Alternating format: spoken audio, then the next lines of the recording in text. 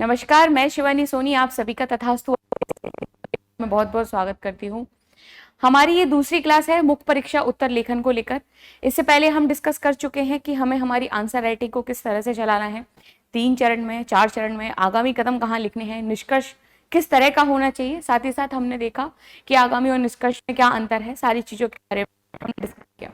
मैं उम्मीद करती हूँ आपको पहली क्लास पसंद आई होगी, आपको मदद लगी होगी, उस क्लास को समझ में आया होगा कि हाँ चरण कितने तरह के होते हैं प्रश्न में और हमें किस तरह से उसका उत्तर लिखना है। ये सीरीज की दूसरी क्लास है आपके लिए। तो आज हमारा जो दूसरा टॉपिक है जिस पे मैं आपको चर्चा करने वाली हूं, वो टॉपिक है हमारा आज कि प्रश्नों को समझना, यानी कि चर्चा करना, परीक्षण करना, विश्लेषण करना आदि आदि, है ना। हमारे एक मेंस का पेपर होता है जिसमें 20 क्वेश्चन होते हैं, ठीक है। 10 अलग तरह के हैं, मतलब ऐसा अलग तरह के नहीं है। जो 20 क्वेश्चन है उनकी प्रकृति बहुत अलग अलग तरह की होती है। कहीं पे पूछा जाता है चर्चा करें, कहीं पे उल्लेख करें, कहीं पे विवेचना करें, कहीं टिप्पणी करें, कहीं समालोचनात्मक विश्लेषण करें, कहीं सिर्फ और सिर्फ विश्लेषण। ये जो शब्द होते हैं, ठीक है, कुछ कुछ शब्द होते हैं जो सिमिलर होते हैं, कुछ शब्द होते हैं जो बिल्कुल अलग होते हैं, ठीक है। आज ये क्लास जो आपकी है वो सिर्फ और सिर्फ ये बताने के लिए है हमें इन शब्दों को किस तरह से कैटेगराइज करना है, कौन से शब्द का मतलब क्या है और उस मतलब के आधार पर हमें किस तरह से हमारा उत्तर लिखना चाहिए और उत्तर किस तरह का होना चाहिए। आज हम उस पर डिस्कस करने वाले हैं, ठीक है। ये जो क्लास है ये शब्दों के आधार पर है, तो ये कहीं ना कहीं बहुत ज्यादा जरूरी है, ठीक है। क्योंकि जब तक आप प्रश्न की प्रकृति को समझोगे नहीं और आपको समझ में नहीं आएगा कि हमें किस तरह से उस उत्तर की संरचना को चलाना है, तब तक आपका आंसर किस वे में जा रहा है, किस तरफ जा रहा है, आप नहीं समझ पाओगे। तो वही सेम चीज जो पिछली वाली क्लास में मैंने आपको बोली थी, आज भी मैं यही कहूंगी कि जो लोग इस बार मेंस देने जा रहे हैं 25 का, ठीक है, उनके लिए तो है ये जरूरी क्लास, ठीक है। कि अगर आपको लगता है, वैसे तो साल भर से हम प्रैक्टिस करते हैं, तो अगर आपको कभी कुछ शब्दों में कंफ्यूजन है तो आपके लिए जरूरी हो सकते हैं। साथ ही साथ जो बिल्कुल नए लोग हैं जो इस वीडियो को देख रहे हैं, जिन लोगों ने आज तक कभी कोई आंसर राइटिंग नहीं करी, पहली बार इस आंसर राइटिंग करने जा रहे हैं, तो ये वीडियो आपके लिए यूजफुल हो सकती है। आपको पता चलता रहेगा कि हाँ भाई किस शब्द का मतलब क्या है, हमें किस शब्द प्रश्न के साथ में हमें नेगेटिव के साथ थोड़ा सा जाना है या कहीं पॉजिटिव के साथ जाना है, या हमें सिर्फ चर्चा करनी है, उल्लेख करना है, कारण बताने हैं, विस्तार करना है। सारी चीजों के बारे में आपको इस क्लास के माध्यम से पता चलेगा। चलिए बिना किसी देरी के हम स्टार्ट करते हैं आज की क्लास को और देखते हैं आज हमारे पास प्रश्नों को समझने के लिए वे कौन कौन से कीवर्ड्स हैं, ठीक है, जिनके आधार पर यूपीएससी प्रश्न पूछता है मेंस वाले, ठीक है। सबसे पहला प्रश्न है हमारा, मतलब प्रश्न नहीं शब्द है हमारा, जो है रेखांकित करना, ठीक है, मूल्यांकन करना, विवेचना करना, व्याख्या करना, विस्तार में बताएं, टिप्पणी कीजिए, विश्लेषण कीजिए, परीक्षण कीजिए, स्पष्ट कीजिए, व्याख्या कीजिए, चर्चा कीजिए, आकलन कीजिए, कारण बताएं, उल्लेख करें, तर्क संगत, आलोचनात्मक परीक्षण और सविस्तार वर्णन, ठीक है। ये सारे जो शब्द हैं इनसे कहीं यूपीएससी में सवाल पूछे जा चुके हैं और आगे भी पूछे जाने की संभावना है पूरी पूरी। पर लेकिन ये जो शब्द हैं, ठीक है, उनकी जो प्रकृति है, मैंने क्या किया है कि इस वाली क्लास में आपके लिए जहां पे चर्चा है, उल्लेख है, ठीक है, तो एक कैटेगरी अलग बना दी है। जहां पे आपको तर्क के आधार पर उत्तर देना है वो एक कैटेगरी अलग बना दी है। तो इस तरह से हमारे पास 3 से 4 कैटेगरी हैं जिनमें मैंने इन शब्दों को अलग अलग से बांट के रखा हुआ है और हम पीवाईक्यू साथ में डिस्कस करेंगे ताकि आपको पता चलता रहे कि हाँ भाई इस तरह के प्रश्न जो है यूपीएससी में पूछे जा रहे हैं और हम इन चीजों को प्रयोग करेंगे उदाहरण के साथ कि अगर मान लो इस तरह की चीज पूछी गई और प्रश्न आया हमारे पास कि उल्लेख करें, तो हमारी उस आंसर राइटिंग को लेकर हमारी स्ट्रैटेजी होगी, ठीक है। हमें किस तरह से अपने पॉइंट्स बनाने हैं और उन पॉइंट्स को हमें ध्यान रखना है विस्तार करते समय कि हमारा आंसर किस डायरेक्शन में जाना चाहिए। तो ये जो शब्द रहेंगे आपके, ये कहीं ना कहीं आपको बताएंगे कि आपका उत्तर कहाँ जा रहा है और आपको कहाँ रुकना है और किस चीज को आपको ज्यादा बताना है। ये समझ लीजिए इंडिकेटर का रूप है, ठीक है, और ये बहुत अहम स्वरूप है आपके इस पूरे आंसर राइटिंग के लिए, तो इसको बहुत ध्यान से समझिएगा, ठीक है। हो सकता है बहुत सारे लोगों को इसमें कंफ्यूजन भी होगी कि चल क्या रहा है, किस तरह से है, सारी चीजें तो एक जैसी दिख रही हैं, कुछ कुछ अंतर है थोड़ा थोड़ा, ठीक है, पर मैं यहाँ पूरी कोशिश करूंगी आपको सिंप्लीफाई करने की सारे शब्दों के लिए, ठीक है। मेरी पूरी कोशिश रहेगी कि आपको समझ में आ जाए ये चीज कि हाँ भाई हमें किस शब्द के साथ कौन सी स्ट्रेटेजी निभानी है, ठीक है। चलिए तो सबसे पहली जो जिसके बारे में हम बात करें शब्द प्रणाली के बारे में, तो पहला चीज है हमारे पास समझाने वाले प्रश्न, यानी कि एक्सप्लेन टाइप क्वेश्चन। अब इसमें मैंने 3-4 इकट्ठा रख दिया ताकि आपको कंफ्यूजन ना हो। अभी आप क्या करोगे, इस वीडियो को देखने के बाद मान लो आपने 5 क्वेश्चन उठाए अलग अलग तरह के, एक में टिप्पणी है, एक में चर्चा है, एक में उल्लेख है, इसमें आलोचनात्मक है। तो अभी देखो, ऐसा मत सोचना ये वीडियो देखने के बाद आप डायरेक्ट बिल्कुल प्रश्न समझना पे स्टार्ट कर दोगे कि आपने प्रश्न देखा और आपने उत्तर लिखना शुरू कर दिया। नहीं, आपको थोड़ा सा समय लगेगा, है ना, थोड़ी सी इस चीज की हैबिट डालने में, इस चीज को थोड़ा सा याद रखने में कि कहां पे कौन सा शब्द है और हमें किस तरह से उसका आंसर लिखना है। ठीक है, तो घबराना नहीं है। शुरू शुरू में जब आप आंसर लिखने बैठोगे तो आप कंफ्यूज रहोगे इस चीज को लेकर कि कौन से वाले प्रश्न के साथ मैं किस तरह की स्ट्रैटेजी निभाऊं। ठीक है, वहीं पे आप थोड़ा सा पेशेंस रखना, ठीक है, थोड़ा सा समझने का प्रयास करना, थोड़ी चीजों को याद रखने की कोशिश करना और फिर कहीं ना कहीं आप आंसर राइटिंग करना। अब डेफिनेटली आपको जरूर फायदा होगा। ठीक है, चलो, तो पहली चीज है हमारे पास समझाने वाले प्रश्न, यानी कि इनका उद्देश्य है कि क्या है, कैसे हैं, क्यों है, इसको हमें क्या बताना है, अपनी आंसर राइटिंग में सरल भाषा में बताना है। ठीक है, बहुत से लोगों के ये डाउट रहते हैं मन में कि बहुत ज्यादा हमें कठिन भाषा लिखनी है क्या, बहुत इंग्लिश अगर लिख रहे हैं हम तो वोकैबुलरी बहुत अच्छी होनी चाहिए हमारी। ठीक है, कहीं कहीं पे चल जाता है, पर लेकिन आप अपनी बात सामने वाले को अगर समझाओगे तो मुझे ऐसा लगता है सरल भाषा में जल्दी समझ में आ सकता है बजाय कठिन भाषा के। अगर आप किसी अपने मित्र से बात कर रहे हो या अपने परिवार वालों से बात कर रहे हो, अपनी बात को उनको समझाने का प्रयास कर रहे हो, तो आप उनके सामने भारी भरकम शब्दों का प्रयोग तो नहीं करते होगे। आप उनको यही बताते होगे या फिर इस तरह से ही समझाते होगे कि जिस भाषा में उनको ये बात समझ में आ जाए। तो यहीं पर आप थोड़ी चीजें यहां से लेकर चलो कि अगर आप अपनी बात को जल्दी खत्म करोगे, यानी कि कम शब्दों में खत्म करोगे और टू द पॉइंट अगर बात करोगे और बिल्कुल सिंपल वे में आप उनको अगर समझाने का प्रयास कर दोगे, तो कहीं ना कहीं सामने वाले को आपकी बात अच्छे से समझ में आ जाएगी। सामने वाला कौन, जो आपकी कॉपी चेक कर रहा है वो, पहली चीज। तो दूसरी चीज ये कि अपनी बात को समझाने के लिए जो सबसे अच्छा एक तरीका है वो है उदाहरण के साथ। आपने एक बात बोल दी, आपको लगता है कि सामने वाला आपकी बात को नहीं समझ पा रहा है, तो सबसे बेस्ट चीज होती है कि आप उदाहरण के तौर पे आप उसको समझाओ कि भाई ये जो पूरी बात मैंने बोली है, अगर ये चीज मान लो तेरे साथ होती है, जो मान लो वाली बात होती है वो कहीं ना कहीं उदाहरण की फॉर्म में आ जाती है। तो हमें अगर किसी तरह की आंसर राइटिंग करनी है और आपको लग रहा है कोई प्रक्रिया बहुत ज्यादा मुश्किल है या फिर आपको लग रहा है कि किसी प्रक्रिया में किसी तरह की दिक्कत है, तो आप यही कर सकते हो, आप हर चीज के पीछे अगर उदाहरण जोड़ते हो शब्द सीमा को ध्यान में रखते हुए, ठीक है, तो आप अपनी बात को बहुत अच्छे से एक्सप्लेन कर सकते हो, बता सकते हो। मैं उम्मीद करती हूं यहां तक चीजें सबको समझ में आ गई होंगी। चलिए देखते हैं, अभी सबसे पहली जो स्लाइड में हमारे पास शब्द कौन कौन से हैं। तो निर्देश जो शब्द हैं वो है हमारे पास व्याख्या, स्पष्ट, विस्तार, सविस्तार और वर्णन। ठीक है, अब यहां से थोड़ा सा अपने अंदर ये चीज को डेवलप करना कि कौन से जो शब्द हैं वो आपको ये बताने का प्रयास कर रहे हैं कि जहां पे आपको सीधे सीधे बताना है क्या है चीजें। ठीक है, पहली चीज। तो दूसरी चीज बताना है कैसे है, क्यों है, और सबसे जरूरी ये बताना है हमें कि ये सिंपल फॉर्म में किस तरह से हम इसको लिख सकते हैं। और वही चीज सबसे जरूरी याद रखना, सरल भाषा में लिखने का सबसे बेस्ट तरीका कि आप उदाहरण के साथ बताओ। ठीक है, तो पहली चीज हम लेके चलते हैं वो है व्याख्या। ठीक है, व्याख्या का मतलब क्या है, यानी किसी बात को आप विस्तार से समझाओ, कैसे और क्यों। घबराना नहीं है बिल्कुल भी कि इसमें तो इतने सारे शब्द हैं, तो क्या हमें आंसर राइटिंग हमारी एक जैसी चलनी चाहिए क्या। थोड़ा सा समझो, पहले मैंने आपको इकट्ठे एक शब्द दे दिए पूरे। ठीक है, अब इन शब्दों पे कहीं ना कहीं जो आपका आंसर राइटिंग फॉर्म होगा वो ज्यादातर सेम होगा। पिछली वाली क्लास को मैं आपको थोड़ा सा लेके चलती हूँ, आपको याद होगा कि हमने इस पर डिस्कस किया था कितनी तरह की चीजों के बारे में। हमने देखा था इसमें जस्ट अ सेकेंड, हाँ, परिचय। ठीक है, उसके बाद हमने देखा था जो हमारी मेन बॉडी है, यानी कि मुख्य बिंदु है ना। मुख्य बिंदु का मतलब क्या होता है, जो पूछा जा रहा है वो, और उसके बाद निष्कर्ष। ठीक है, यानी कि अब इसमें बीच में कहीं ना कहीं ये भी आ सकता है, हमने देखा था कि मूल्यांकन भी पूछा जा सकता है। ठीक है,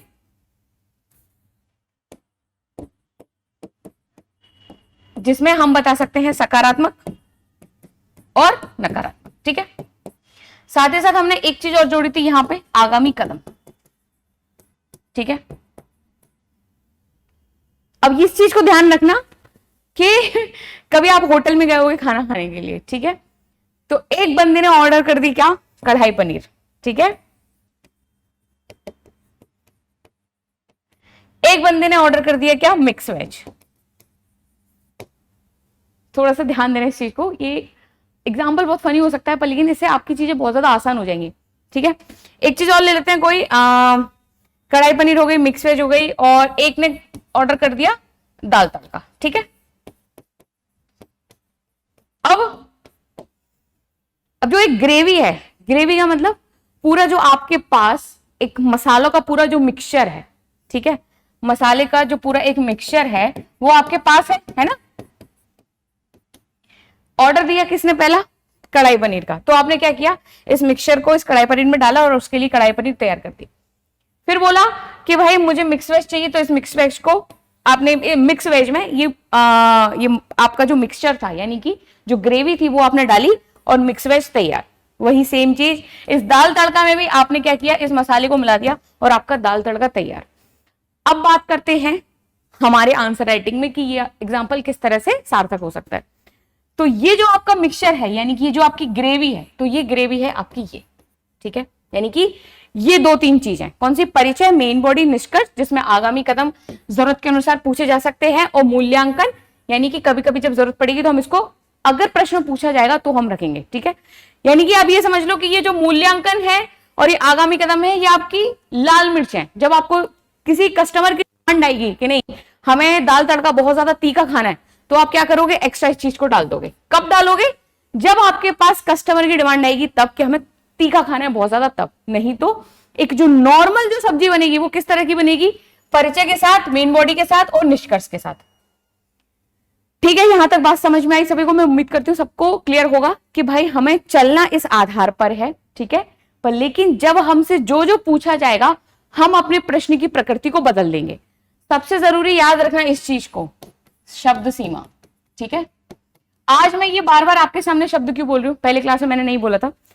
इसको बोलने के पीछे कारण यह है कि अब धीरे धीरे आप थोड़ा सा इस पर भी निर्भर होना शुरू हो जाओ, क्योंकि टाइम मैनेजमेंट और जो वर्ड लिमिट है वो हमारी अगली क्लास है, ठीक है। तो अगर आप आंसर राइटिंग कर रहे हो तो थोड़ा सा इस पे हल्का फुल्का काम करना स्टार्ट कर दो आप, ठीक है। समझ में आ गया हमें आंसर राइटिंग किस तरह से करनी है।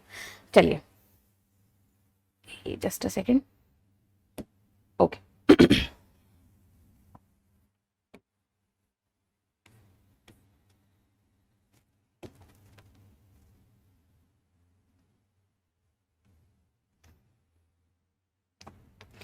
अब बात करते हैं हम व्याख्या की। स्पष्ट कीजिए, सविस्तार में बताइए, विस्तार में बताइए, वर्णन। यानी कि अब व्याख्या में हमने समझ लिया कि किसी बात को विस्तार में पूछ रहा है। स्पष्ट का मतलब पूछ रहा है कि भ्रम में है अगर कोई बात या फिर कठिन लग रही है तो उस बात को हम सिंपल में बता दें उस परीक्षक को, ठीक है। विस्तार में पूछा जा रहा है तो विषय को उदाहरण के साथ, सब विस्तार में पूछ रहा है तो जाहिर सी बात है शुरू से अंत तक प्लस उदाहरण के साथ, ठीक है। और साथ ही साथ वर्णन के लिए पूछा है तो किसी बात को विस्तार समझाए कैसे और क्यों। यानी कि ये जो सारी चीजें देख के हमें ये लग रहा है कि हाँ भाई ये जो सारे अगर चीजें पूछी जा रही हैं प्रश्न के अंत में, व्याख्या कीजिए, स्पष्ट कीजिए, विस्तार में बताए, सब विस्तार में, वर्णन में, तो इसका सीधे से और सिंपल सा मतलब ये है कि भाई यहां पे हमें आसान भाषा का प्रयोग करना है, जो पूछ रहा है उसका हमें वर्णन करना है और उस सामने वाले को हमें समझाना है अपने उदाहरण के साथ, साथ ही साथ अपनी सरल भाषा के साथ, ठीक है। चलो आगे देखो, थोड़ा सा आगे क्या है, दो तीन चीजें हैं, ठीक है। अब हम ये जो सारे शब्द हैं हमारे पास इनको हम थोड़ा सा देख लेते हैं एक एक करके।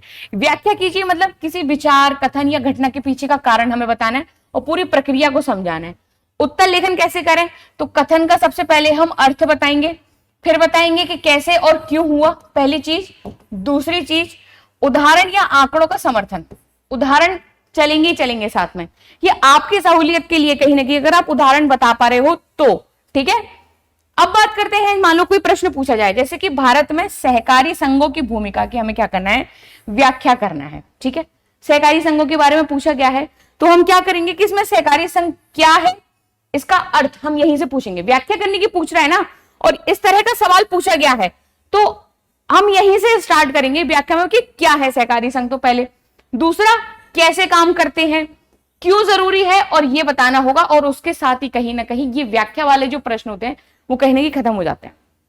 अभी थोड़ा सा ध्यान देना, अभी पीवाईक्यू भी आएंगे, उसके आधार पर भी हम कहीं ना कहीं ये जो फॉर्मूला मैंने आपको बताया उसको हम पुट करने का प्रयास करेंगे। ठीक है, दूसरा शब्द हमारे पास स्पष्ट कीजिए, यानी कि क्लैरिफाई, जिसका अर्थ ये होता है कि यह विचार अगर भ्रमित करने वाला है तो उसे सरल और स्पष्ट ढंग से हमें समझाना है। अब इसकी आंसर राइटिंग हम कैसे करेंगे, तो कथन में छिपे अर्थ को खोलना और समझना, भ्रम को दूर करना, उपयुक्त उदाहरण देना। प्रश्न जैसे कि मान लो पूछा जाए आपसे कि न्याय की देरी न्याय की अनुपलब्धता है, ठीक है, इस कथन को हमें स्पष्ट करना है, यानी कि जो न्याय में अगर देरी है तो कहीं ना कहीं न्याय की जल्दी जल्दी उपलब्धता ना होना इसका एक कारण कहला सकता है। ठीक है, तो इस कथन को हमें स्पष्ट करना है। तो क्या अब हम इसमें यहां से शुरू करेंगे, न्याय क्या होता है, किस लिए होता है, नहीं, अब इसमें स्पष्ट करने के लिए पूछ रहा है ना, तो आपको अब कहां से स्टार्ट करना है, तो आपको यह दिखाना होगा कि कैसे न्याय मिलेगा। समझ में आई बात। और न्याय मिलने में अगर देरी आम नागरिक के लिए तो न्याय को व्यर्थ कर देती है, यानी कि अब आप कहां से अपना स्टार्ट करोगे, आप इस कथन को कहीं ना कहीं स्पष्ट करने का प्रयास करोगे, उसके पीछे आप कारण बताओगे कि न्याय मिलने के पीछे, मतलब न्याय ना मिलने के पीछे जो देरी है उसके पीछे कारण क्या क्या है पहले तो, ठीक है, कारण बता दिए हमने। फिर हमने क्या किया, उनके सुझाव को बता दिया, यानी कि जो सुझाव होंगे वो कहीं ना कहीं आपके आगामी कदम में होंगे, हम निष्कर्ष दे देंगे और खत्म हो जाएगा। यानी कि इसमें कौन सा चरण काम करेगा, तो 4 चरण वाला जो प्रश्न मैंने आपसे डिस्कस किया था आंसर राइटिंग फॉर्म, वो इसमें कहीं ना कहीं काम करेगा। क्लियर हो गई बात, सबको समझ में आ गई। अगर पूछेगा व्याख्या कीजिए, तो व्याख्या में अगर हमें लगेगा कि हमें परिभाषा से स्टार्ट करना है तो हम परिभाषा से स्टार्ट करेंगे, पर लेकिन स्पष्ट में अगर सिंपल उस फॉर्म में अगर इस तरह से पूछा जा रहा है, ठीक है, कि बताओ ये कथन स्पष्ट करो, तो हम उसमें परिभाषा नहीं, सीधे उस कथन के बारे में व्याख्या करना हम शुरू करेंगे, यानी कि उसके बारे में बिना परिभाषा दिए ऐसा क्यों हो रहा है, किस लिए हो रहा है, उसको हम बताना स्टार्ट कर देंगे। समझ में आगे बात सभी को। चलिए आगे बढ़ते हैं हम, आगे क्या है हमारे पास, तो आगे है विस्तार से बताएं। विस्तार से बताने का मतलब क्या है कि अगर किसी मुद्दे को पूरी गहराई और विस्तार से समझाना ताकि पाठक को पूरी तस्वीर मिल सके। ठीक है, यानी कि उत्तर लेखन अब कैसे करेंगे, तो विषय को विभिन्न पहलुओं में दिखाना, उदाहरण, तर्क, डाटा और पूरा विवरण देना। अब विस्तार में पूछ रहा है ना, तो विस्तार में हम कहीं ना कहीं सरकार की जो भी कुछ रिकॉर्ड्स होंगे, डाटा होंगे, जो भी कहीं ना कहीं ये समझ लीजिए इंडेक्स वगैरह में जो भारत का जो सूचकांक होगा उसको भी हम कहीं ना कहीं यहां पर मेंशन करेंगे। क्लियर है, यानी कि कंप्लीट ऑपरेशन करके रख देना है विस्तार में पूछा जा रहा है तो। ओके, जैसे कि डिजिटल इंडिया कार्यक्रम के मुख्य घटक को विस्तार में बताओ। अब जितने भी घटक हैं किसके, डिजिटल इंडिया के, उन सारे घटक को हम कहीं ना कहीं इसमें लिख देंगे। जैसे कि अब यहां आपको हर घटक, यानी कि डिजी लॉकर हो गया, उमंग हो गया, भीम हो गया, डिजिटल साक्षरता आदि को आप क्या कर सकते हो, अलग अलग तरह से समझा सकते हो। विस्तार भी तो बताना है, उसने ये पूछा है कि इसकी आलोचना कर दो या फिर किसी तरह की चीज कर दो, नहीं, तो उसने बोला है, उसने सीधा सीधा कि आप इसको विस्तार में बताओ। किस चीज के बारे में, डिजिटल इंडिया कार्यक्रम में। इसमें मान लो हमें एक्स्ट्रा करना चाहे तो क्या कर सकते हैं, तो इसमें हम कहीं ना कहीं सरकार की और जो योजनाएं चल रही हैं उनको हम शॉर्ट फॉर्म में, यानी कि डायग्राम फॉर्म में हम बता सकते हैं, ताकि लगे कि हाँ भाई इस डिजिटल इंडिया से संबंधित जो व्यक्ति है जो आंसर लिख रहा है उसको कहीं ना कहीं नॉलेज है इस चीज को लेकर। ठीक है, अब बात करते हैं हम वर्णन कीजिए। तो वर्णन में बेसिकली वही है क्या कि किसी चीज का यथासंभव चित्र खींचना, जैसे आप किसी को कहानी सुना रहे हो, वर्णन करना है ना, डिस्क्राइब करना है। ये जो लास्ट में जो शब्द दिए हैं इनको ध्यान रखना, यानी कि इलेबोरेट, डिस्क्राइब एंड डिटेल, और वर्णन मतलब खाली हो गया सिर्फ डिस्क्राइब। विस्तार में आप कहीं ना कहीं इसमें एक्स्ट्रा चीजों जैसे कि उदाहरण वगैरह को आप जोड़ सकते हो। वर्णन में आप सीधे सीधे जो कुछ पूछ रहा है उसका आप बिल्कुल एज इट इज वर्णन कर दो, यानी कि किसी चीज का यथासंभव चित्र खींचना, किसी को आप कहानी सुना रहे हो, जैसे तटस्थ रूप से तथ्यों का वर्णन करो, कोई पक्ष लेने की इसमें जरूरत नहीं है। ठीक है, जो पूछ रहा है उसके बारे में आप सीधे सीधे बोल दो, बस बिंदुवार अनुच्छेदों में कहीं ना कहीं ये आपका आंसर जो है चल सकता है अगर वर्णन करने को पूछा गया है तो। ठीक है, जैसे कि आपसे पूछा जाए कि भारत की पंचायती राज प्रणाली का हमें क्या करना है, वर्णन करना है, तो क्या आप इसमें ये बता सकते हो कि नहीं भाई पंचायती राज तो कभी होना ही नहीं चाहिए था, इससे क्या है कि बहुत ज्यादा केंद्रीकरण हो गया, ये हो गया, वो हो गया, हम ये तो नहीं कह सकते ना, माफ करना, इससे बहुत ज्यादा विकेंद्रीकरण हो गया। ठीक है, ये तो हम नहीं लिख सकते। पूछा जा रहा है ना कि पंचायती राज प्रणाली का वर्णन करना है, तो इसका मतलब हमें सिंपल और सीधा सा ये बताना है कि पहली चीज इसका ऐतिहासिक पृष्ठभूमि, कि कब से पंचायती राज प्रणाली लागू में आई, कितने स्तर की है, ठीक है, संवैधानिक स्थिति क्या है आदि, हम अगर ये चीज बता देते हैं, ठीक है, किसके साथ में, बिना तर्क या आलोचना के, तो कहीं ना कहीं ये चीज इसमें क्या हो जाती है, वर्णन में आ जाती है। ठीक है, इसमें हम और क्या कर सकते हैं एक्स्ट्रा में, तो हम एक्स्ट्रा में ये डाल सकते हैं कि पंचायती राज के सुधार के लिए, ठीक है, सुधार के लिए सरकार के द्वारा हाल ही में चलाए गए कदम, हाल ही में उठाए गए कदम। ठीक है, यानी कि जो सरकार की योजनाएं चल रही हैं उसके माध्यम से हम कहीं ना कहीं इन पूरी चीजों को पंचायती राज के बारे में हम बता सकते हैं। यहां तक सबको बात समझ में आ गई, क्लियर है? चलो, मैं उम्मीद कर रही हूं आपको ये जो शब्द हैं, कौन से स्टार्टिंग वाले जो हमने डिस्कस करे हैं, यानी कि व्याख्या, स्पष्ट, विस्तार, सविस्तार और वर्णन, इसमें आपको कुछ नहीं करना।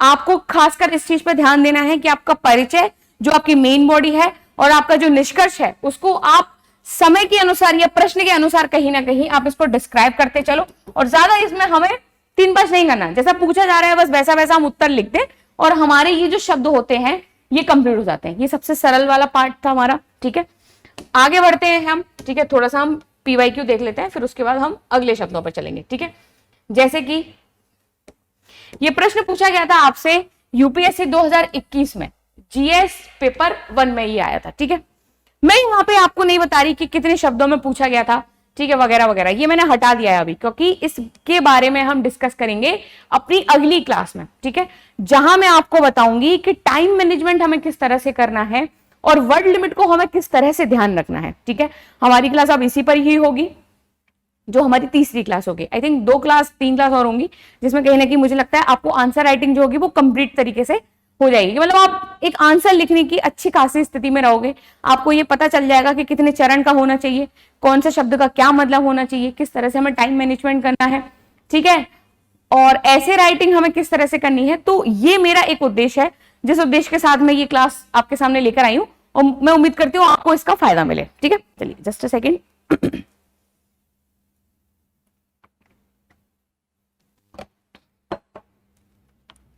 देखो क्या पूछा गया है इस प्रश्न में, हिमालय क्षेत्र और पश्चिमी घाटों में भूस्खलनों के विभिन्न कारणों का अंतर क्या करना है, हमें स्पष्ट करना है। चलो, अब थोड़ा सा देखना है यहाँ पे स्पष्ट में क्या आया था हमारे पास। अगर आप अभी शुरू में आप आंसर राइटिंग कर रहे हो तो आप कुछ मत करना, इस वाली जो पीपीटी है, ठीक है, इस पीपीटी के कुछ जो कीवर्ड्स मैंने आपको यहाँ पे दिए हुए हैं, एक तो आप एक काम करना, इसका प्रिंट आउट निकलवा लेना। सबसे बढ़िया, आप अपनी टेबल पे जहां पे बैठ के आप पढ़ते हो तो वहां पे इस प्रिंट आउट को आप रख लेना।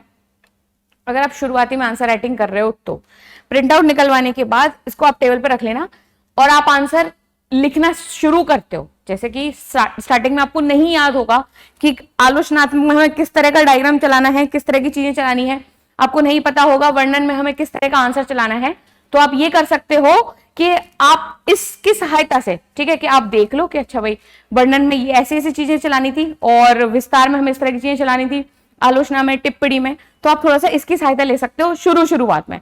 धीरे धीरे करके आप आंसर राइटिंग कंटिन्यू करते रहोगे तो आपको चीजें याद हो जाएंगी, आपको पता हो जाएगा कि कौन से शब्द के साथ हमें किस तरह की आंसर राइटिंग अपनी कंटिन्यू रखनी है। ठीक है, देखिए स्पष्ट में क्या था, स्पष्ट में था कि कोई विचार से भ्रमित करने वाला है तो हमें क्या करना है, सरल और स्पष्ट ढंग से उसको समझाना है। ठीक है, जिसमें हमें खोलना है और उसको समझाना है, यानी कि पूरी तरह से ऑपरेशन कर देना है और बताना है उसको उदाहरण के साथ। ठीक है, चलो अब थोड़ा सा ध्यान देना यहाँ पे कैसे है। ओके, देखिए अब इसमें 2-3 चीजें हैं। हिमालय क्षेत्र के बारे में पूछ रहा है, पश्चिमी घाटों में जो भूस्खलन होते हैं, ठीक है, उनके कारण पूछ रहा है। ठीक है, कारणों के अंतर के बारे में पूछ रहा है। ठीक है, तो इससे हमें स्पष्ट करना है, बताना है। तो सबसे पहले हमने क्या लिखा, परिचय, यानी भूस्खलन एक ऐसी प्राकृतिक आपदा है जिसमें चट्टान, मृदा, मलबे का अचानक नीचे की ओर खिसकना होता है।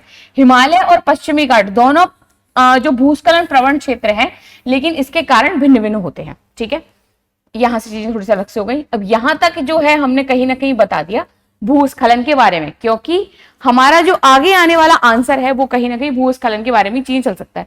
अब आप मुझसे कहोगे कि भूस्खलन की इसमें परिभाषा ही क्यों दे दी, ठीक है, इसमें तो जरूरी नहीं था। तो भाई जो मेन हीरो है हमारे इस पूरे आंसर का, ठीक है, वो कहीं ना कहीं यही तो है, इसकी वजह से ही तो प्रॉब्लम्स है और इसी को हम डिस्कस करने वाले हैं।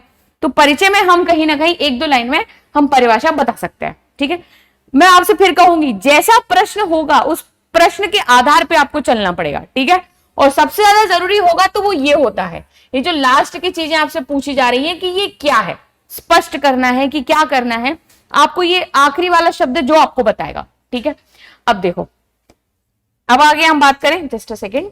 हाँ, हिमालय क्षेत्र में भूस्खलन के कारण, अब हमारे पास दो क्षेत्र है ना, हिमालय और पश्चिमी, इन दोनों में कहीं ना कहीं भूस्खलन हो रहा है, ये हमने हमारे परिचय में बता दिया। ठीक है, अब हमने हमारी मूवी का ट्रेलर दे दिया, अब हमें क्या करना है, अब हमारी मेन मूवी दिखानी है। तो भाई हमने बता दिया हिमालय वाले क्षेत्र में कि टेक्टोनिक सक्रियता बहुत ज्यादा है, बहुत ज्यादा कम संधारित चट्टाने हैं और अधिक ऊंचाई है, यानी कि संरचना जो है वो भी ढीली है। ठीक है, भारी वर्षा होती है, हिमपात होता है, इस वजह से कहीं ना कहीं भूस्खलन ज्यादा होता है। ठीक है, अब वही हमें पश्चिमी घाट में बताना है, पश्चिमी घाट में हमने क्या किया, अब स्पष्ट कर रहे हैं ना, तो दोनों चीजों को हम अलग अलग तरह से डिफाइन करके बता रहे हैं, हिमालय वाले क्षेत्र को भी पश्चिमी घाट को भी। ठीक है, फिर पश्चिमी घाट में क्यों होता है, तो यहाँ पे कारण अलग है, जैसे कि भारी मानसूनी वर्षा, कृषि ढलानों पर जो दिक्कतें आती है, वनों की जगह खेत बन रहे हैं, बस्तियों का दबाव, अनियंत्रित निर्माण और सड़कें, और इस तरह की जो क्या बोलते हैं इसको, बिल्डिंग बन रही है, संरचनाओं का निर्माण हो रहा है, इस वजह से कहीं ना कहीं पश्चिमी घाटों में भूस्खलन ज्यादा हो रहा है। क्लियर है, यहां तक बात सबको समझ में आ गई।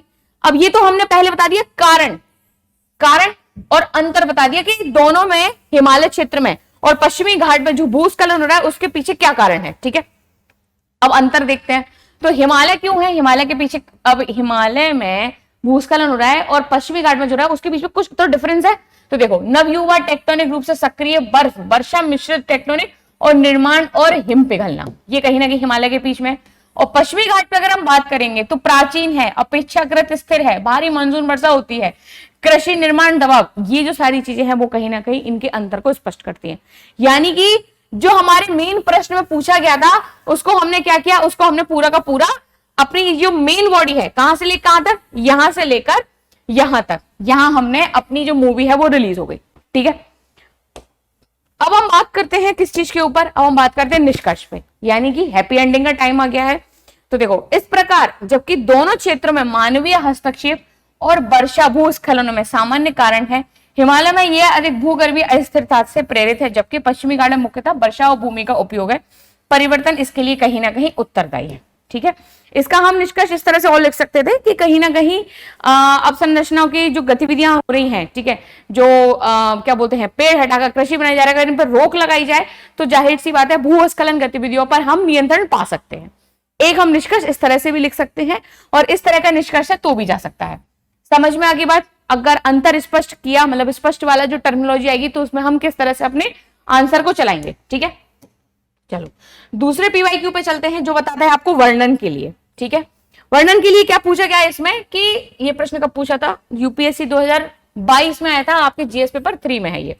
भारत में खाद्य प्रसंस्करण उद्योग यानी कि फूड प्रोसेसिंग इंडस्ट्री के कार्य क्षेत्र और महत्व का सविस्तार वर्णन कीजिए। यानी कि कंप्लीट जो पूछा उसके बारे में, किसके बारे में, तो मेन जो हीरो है वो कौन है, वो ये है। अपने प्रश्न को ना तोड़ के देखो, मेन हीरो कौन हो गया, ये हो गया। हमने पिछली बार ही देखा था कि ट्रेलर क्या होता है, मूवी क्या होती है मुख्य वाली, और हैप्पी एंडिंग क्या होती है। आज हम देखेंगे, आज हम हीरो को पहचानने का काम करेंगे। ठीक है, और साथ ही साथ हम देखेंगे कि इस हीरो के रोल क्या क्या पूछे गए हैं। तो इसके पूछे गए हैं कि कार्य क्षेत्र और महत्व, दो चीजें पूछी जा रही हैं। ठीक है, तो इनके बारे में हम कंप्लीट तौर से बता देंगे बिना किसी आलोचना करे, तो कहीं ना कहीं ये चीजें हमारे सामने कंप्लीट हो जाएंगी। ठीक है, जैसे कि हम बात करें महत्व के तौर पे, महत्व यानी कि माफ करना, परिचय के बारे में बात करेंगे कि भारत में खाद्य प्रसंस्करण उद्योग कृषि और औद्योगिक क्षेत्र को जोड़ने वाली एक महत्वपूर्ण कड़ी है। ठीक है, अब हमारा हीरो है तो उसके बारे में हम कुछ तो बताएंगे ना, कि हमारा हीरो बहुत ज्यादा इमोशनल है, बहुत ज्यादा गुस्से वाला है, ठीक है, नायिका को बहुत ज्यादा पसंद करता है वगैरह वगैरह, तो ये हम उसके कैरेक्टर बताएंगे। ठीक है, अब ये उद्योग कच्चे कृषि उत्पादों को मूल वर्धित उपभोक्ता उपयोगी और उत्पादों में कहीं ना कहीं परिवर्तित करता है। यानी कि एक सिंपल इंट्रोडक्शन हमने दे दिया किसके बारे में, अपने मेन हीरो के बारे में, जो कि कौन है, खाद्य प्रसंस्करण उद्योग है। ठीक है, अब हम बात करते हैं कार्य क्षेत्र की। सबसे पहले हमें यही तो बताना है, फिर उसके बाद हमें महत्व बताना है। ठीक है, तो कार्य क्षेत्र की अगर हम बात करें तो कौन कौन से कार्य क्षेत्रों में काम करता है, यानी कि अब हमें देखना पड़ेगा हमारा हीरो कर क्या क्या लेता है। ठीक है, तो वो कर लेता है फल, सब्जी, अनाज, दूध, मांस, मछली आदि का प्रोसेसिंग कर देता है। ठीक है, पैकेजिंग, भंडार, शीत श्रृंखला, इसका कहीं ना कहीं निर्माण भी जो हो रहा है वो हमारे हीरो की वजह से हो रहा है। निर्यात के लिए खाद्य उत्पादों का मानकीकरण हो रहा है। फूड स्टार्टअप्स और आधुनिक रिटेल चेन के साथ एकीकरण, तो ये इसके कार्य क्षेत्र हैं जो कहीं ना कहीं भारत को जो खाद्य संरक्षण के लिए बहुत ज्यादा महत्वपूर्ण बनाते हैं फूड प्रोसेसिंग इंडस्ट्री की वजह से। यहां तक बात समझ में आई सबको? अब हम इसके आगे चलते हैं इसकी इंपॉर्टेंस के बारे में, महत्व के बारे में। ये तो हमने देख लिया इसके काम तो बहुत सही है, काम इसके बहुत ज्यादा सही है, कहीं ना कहीं इसकी इंपॉर्टेंस भी उतनी ज्यादा होगी। जैसे कि कृषि अपशिष्ट की कमी, किसानों को बेहतर दाम मिल सकते हैं, रोजगार सृजन हो सकते हैं, विशेषकर ग्रामीण और महिला श्रमिकों के लिए निर्यात संवर्धन और विदेशी मुद्रा अर्जन हो सकता है, खाद्य सुरक्षा और भंडारण की सुविधा में सुधार हो सकता है। अब साथ में हमने अपनी चीजों को और ज्यादा जोड़ने के लिए, क्योंकि क्या पूछा जा रहा है इस प्रश्न में, तो इस प्रश्न में पूछा गया था कि हमें सविस्तार बताना है। सविस्तार का मतलब हो गया कि अब हम जो इतनी सारी बातें बता रहे हैं अपनी हीरो के बारे में, तो हम उसका उदाहरण भी तो देना पड़ेगा कि हमारा हीरो, उसको कम मत समझना आप, ठीक है, वो बहुत ज्यादा काम का है वो। और अगर आपको विश्वास नहीं हो ना तो उसके पिछले डाटा उठा के देख लो आप। अब डाटा कौन से है? तो डाटा है सरकार की योजनाएं, जैसे कि सरकार की पीएम किसान संपदा योजना जैसी योजना इस क्षेत्र को क्या करती हैं? बढ़ावा देती है।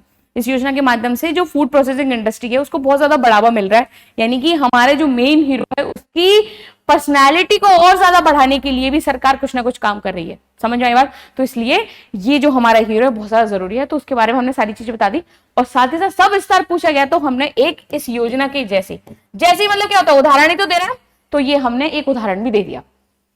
यहां तक बात सबको समझ में आई? मैं उम्मीद करती हूँ स्पष्ट सविस्तार वर्णन वगैरह वगैरह इन सब में आपको अब प्रॉब्लम नहीं होगी। यहां पे आपको सीधा सीधा पूछा जा रहा है तो आप सीधा सीधा बस उसका उत्तर दे दो, ठीक है, उदाहरण के साथ। निष्कर्ष की बात करें तो खाद्य प्रसंस्करण उद्योग भारत की ग्रामीण अर्थव्यवस्था को बदलने की क्षमता रखता है, आत्मनिर्भर भारत की दिशा में महत्वपूर्ण कदम है। ठीक है, यानी कि हमारी पिक्चर की क्या हो गई अब? Happy ending. ठीक है, यहां तक बात सबको समझ में आ गई? क्लियर है सभी को? अपने दिमाग में कुछ नहीं रखना, दिमाग में बस एक मूवी रखो आप, ठीक है, कि अगर हमें मूवी को किस डायरेक्शन में चलाना है, हमारे हीरो के क्या क्या काम बताने हैं, कौन कौन से काम बताने हैं, हमें कभी कभी ये भी बताना पड़ेगा कि नहीं ये हमारे हीरो ने सही नहीं किया, अगर काश ये इस तरह से कर देता तो हो सकता है और ज्यादा बेहतर हो सकता था। ठीक है, चलो एक और पीवाईक्यू हम डिस्कस करते हैं। एक और पीवाईक्यू हमारा कौन सा? जीएस पेपर 3 का आया था, ये पूछा गया था 2023 में। ठीक है, यानी कि खपत पैटर्न और विपणन दिशाओं में परिवर्तन के संदर्भ में भारत में फसल प्रारूप यानी कि क्रॉपिंग पैटर्न में हुए परिवर्तनों की अब हमें यहाँ क्या करनी है? व्याख्या करनी है। यानी कि अब जो भी कुछ इस प्रश्न में पूछा गया है उसकी हमें आसान भाषा में किसको समझाना है? जो हमारी कॉपी चेक कर रहा है परीक्षक है उसे हमें समझाना है। यानी कि थोड़ा सा ध्यान देना इस चीज पे। पहले हम बात करेंगे भूमिका की, तो भूमिका के बारे में हम बात करें इंट्रोडक्शन की, कि भारत का जो फसल प्रारूप है, ठीक है, सदैव विविधतापूर्ण रहा है। जो प्रारंभिक, माफ करना, जो पारंपरिक, अब बात क्या करें? फसल प्रारूप के बारे में बात करें, यानी कि क्रॉपिंग पैटर्न। हमारा हीरो कौन हो गया? ये हो गया जिसके बारे में हम बात कर रहे हैं। अब बात हम यहाँ करेंगे कि हमारा जो हीरो है कौन? क्रॉपिंग पैटर्न, कि उसमें ना कुछ चेंजेस आ रहे हैं, जैसा वो पहले था ना वो अब नहीं है, इसलिए उसमें कुछ ना कुछ परिवर्तन हो रहे हैं। क्या? उसके खपत पैटर्न में और उसके विपणन में। ये हमने उसकी 2 विशेषताएं बता दी अपने हीरो की। कौन सी? खपत पैटर्न और विपणन। इसमें कुछ ना कुछ हमें चेंजेस देखने को मिल रहे हैं जिसकी वजह से पूरा समाज जो है उस हीरो के परिवर्तन की वजह से डरा हुआ है। ठीक है, तो अब हम देखेंगे परिवर्तन क्यों है और किस लिए है। तो देखो पहले अब हम हमारे हीरो के बारे में थोड़ा सा बताने जा रहे हैं कि हमारा जो फसल प्रारूप है सदैव विविधतापूर्ण रहा है। ठीक है, जो पारंपरिक खाद्यान्न, दलहन, तिलहन से लेकर नकदी फसलों तक फैला हुआ है। यानी कि हमने देखा कि हमारा जो हीरो है वो कहीं ना कहीं बहुत सारी चीजों को कर रहा है, संभाल रहा है।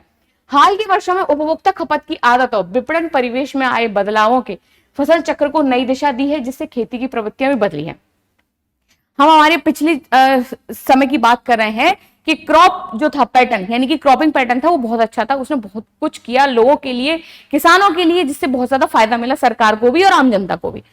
अब हम बात करेंगे मुख्य विश्लेषण, यानी कि हमारी जो मेन बॉडी पे हमने मूवी का ट्रेलर रिलीज कर दिया। अब समय आ चुका है किसका? मेन मूवी जाने का। ठीक है, तो खपत पैटर्न में हम पहली चीज क्या करेंगे? परिवर्तन यानी कि बदलाव की बात करेंगे इस चीज की। अब हमें 2 चीजें ना हमारे पास, एक पहली चीज है और दूसरी चीज ये है। इसके बारे में परिवर्तन की बात करेंगे। तो देखो, खपत पैटर्न में बदलाव का मतलब क्या है? शहरीकरण और आय वृद्धि, यानी कि मध्यम वर्ग में पोषण, खाद्य और विविधता की मांग से फल, सब्जी, डेयरी, मांस, प्रोटीन आदि फसलों का क्या है? उपभोग बढ़ा है। ठीक है। पोषण जागरूकता की बात करते हैं, रागी, ज्वार जैसे मोटे अनाजों की पुनः मांग की जा रही है। संगठित खुदरा व ई कॉमर्स, उपभोक्ताओं को विविध विकल्प मिलने से विशेष फसलों की मांग बढ़ी है। इसके परिणाम क्या हुए हैं? तो परिणाम बेसिकली यह है कि किसान परंपरा अनाज की बजाय फल, फूल, औषधि पौधे, जैविक उत्पादों और नकदी फसलों की ओर आकर्षित ज्यादा हो रहा है। ठीक है, ये हमने बता दिया बदलाव क्या हुए हैं। ठीक है।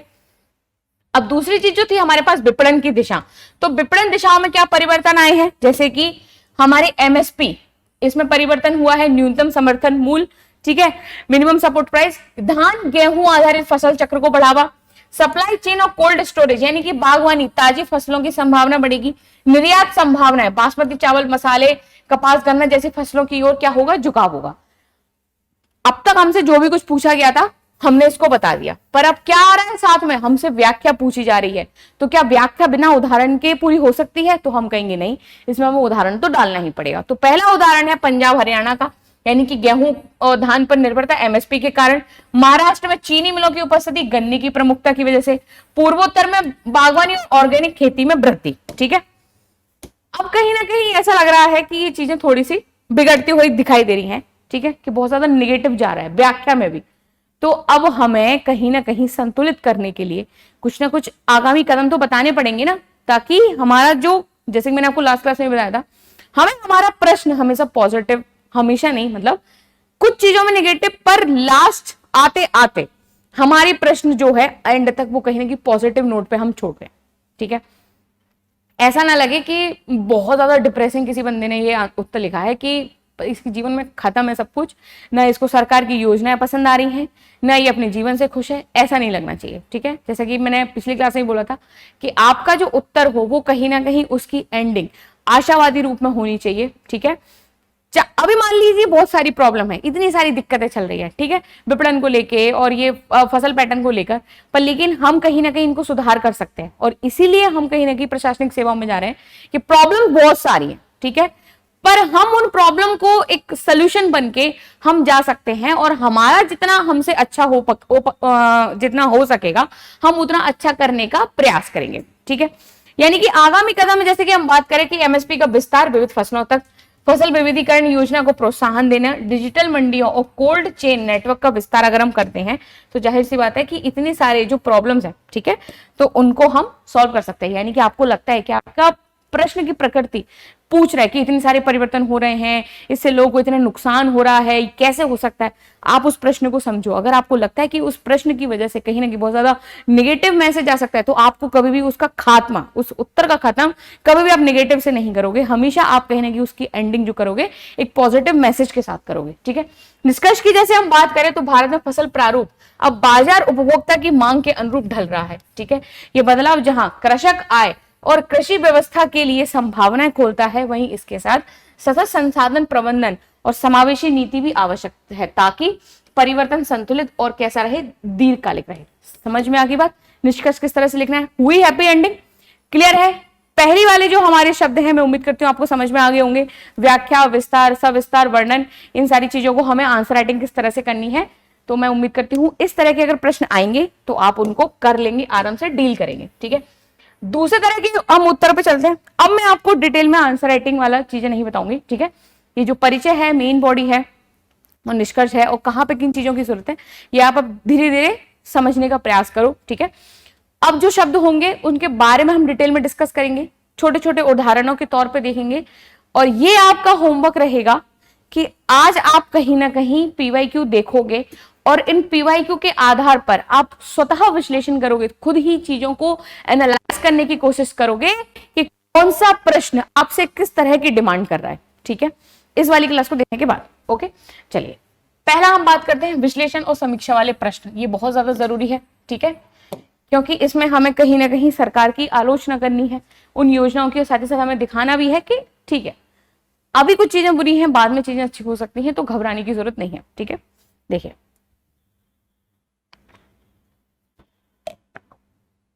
मैं उम्मीद करती हूँ यहां तक सबको समझ में आ गया होगा सब कुछ, है ना। विश्लेषण और समीक्षा करने वाले जो प्रश्न हैं इनका बेसिकली उद्देश्य क्या है? उद्देश्य होता है गहराई से सोचना, भागों में तोड़ना, और निष्कर्ष तो हमारा हर जगह चलेगा ही, तो उस निष्कर्ष को रखना। ठीक है, शब्द कौन कौन से हैं?